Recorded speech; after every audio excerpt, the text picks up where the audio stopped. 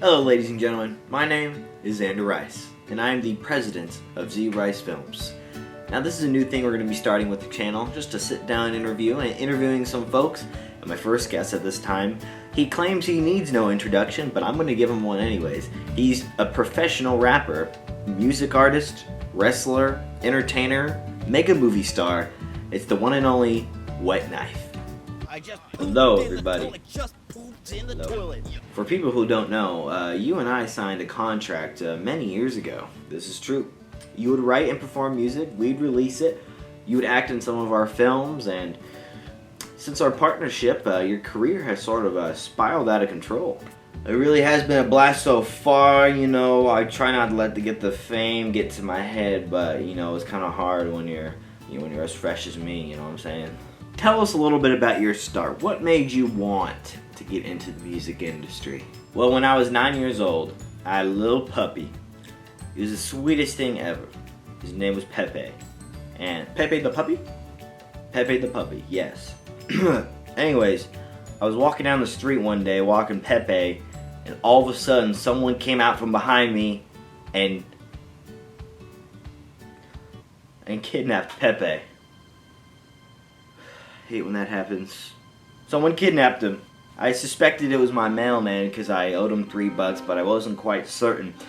Anyways, the few days passed and I was looking for Pepe all over the place, my local supermarket, everywhere.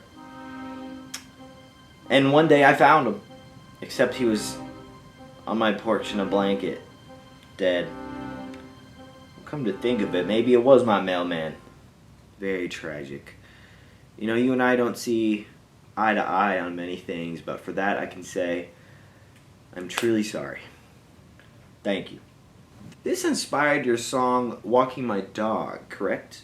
Yes, it did, and since then I've wanted to make music. Make music uplifting the people with the misfortunes of my past. I was just walking my dog, then you came along and took it all. Saw you coming from a mile away, but I didn't think you'd take my dog away. You've appeared in a number of films. Billy and Bobby Make a Movie, The Justice Wars.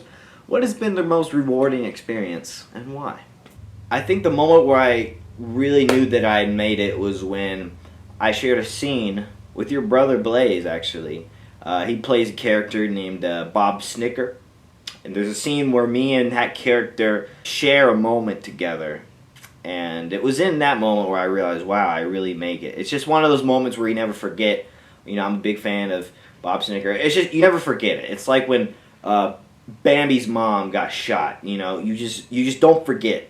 Going back to music for a bit, collaboration is such an integral part of the music industry. One collab with a person can make or break your career. And your collabs with Lil Lil are pretty legendary. Can you talk about that for a little? I knew you'd ask me about him. You know, look, me and Lil Lil go back a very long time. We met in high school and we just clicked. And since then we've been writing music, performing music together, releasing music together. We have something like 400 songs that we've released. I have to go check the number again, but around 400 songs. Most of them have been unreleased.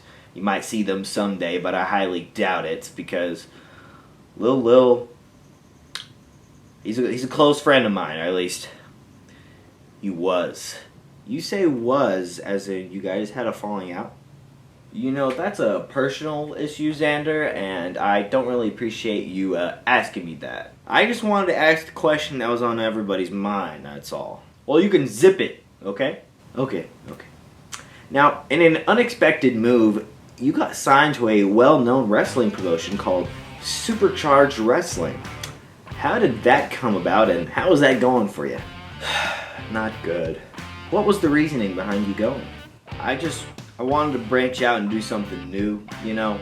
After spending 17 hours in a recording booth with that punk Lil Lil every single day, you know, you start to get a little frustrated. You want to move around a little bit. You want to get some fresh air. So that's what I did, okay? There you go on again about Lil Lil. You sure you don't want to talk about it? I'm fine, okay? You sure?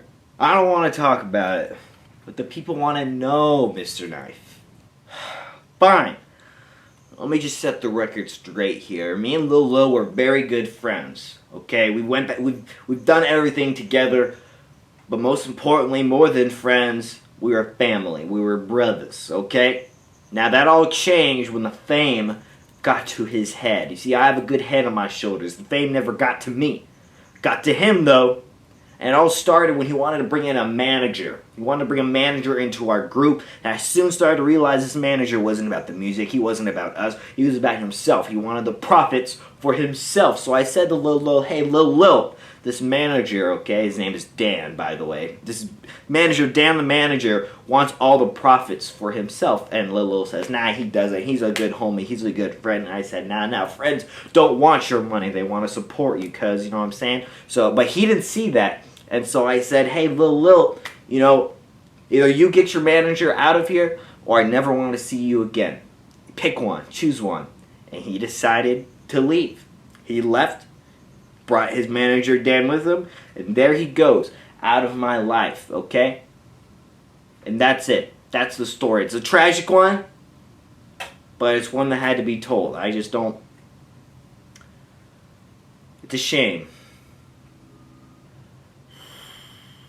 Well, oh, actually, you actually released an album recently called On God, and that has a few tracks featuring Lil Lil on it, so what's going on there? Well, I told you that we've made a couple hundred songs together, most of them unreleased, so the songs you hear in that album were made before we broke up, you know what I'm saying? Ah, I see.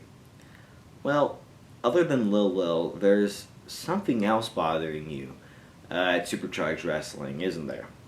A certain someone by the name of Lil Dick. Don't get me started with her. You know, Lil Dick came into Supercharged Wrestling around the time that I came in, and we were supposed to form a tag team together. Lil Lil left me out on my own, so I said, you know, I do need a partner in this wrestling game. I'm new to it after all. So I got Lil Dick involved, and we decided to form a tag team. We called ourselves Wet Dick. We were supposed to take on the world. And all of a sudden, she just turned her back on me. For what? For why? What did I ever do to you? What did I ever do to these people? Why does everybody keep turning their back on me? Wet Dick, back at it here again. Future tag team champs. Actually, Mr. Boss, you better make some tag...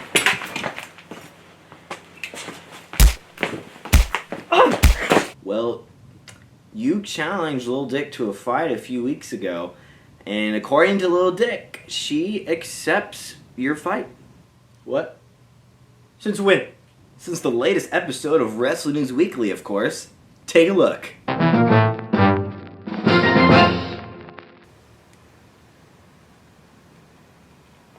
Oh, sorry. In the studio. Didn't see you there. I hear you, Wet Knife. You want to get me? You want to get me? I want to get you. You've been on the top for far too long, thinking you run this place. You ain't nothing but a low-life SoundCloud rapper. I'ma teach you a lesson. I accept your challenge on one condition. Career match. I win, you ain't never stepping in a ring again, because you aren't wrestling. You aren't anything. I'm the new thing. I'm gonna be on top. So Wet Knife, count your days. 'Cause this gonna be real quick.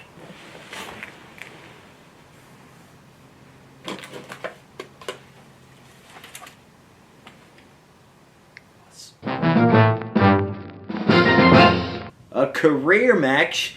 What do you have to say about that? You want me to put my wrestling career on the line? One of the only things that I have left in this world? I say okay. I say okay. It's gonna be me and you, Lil Dick, and hell isn't big enough for both of us, so I'm sending you down there alone. Well, folks, it's been quite the evening, so I should say we should wrap it up right here. You know, I would say it's a pleasure, but I don't really like you very much, Wet Knife. Nobody does.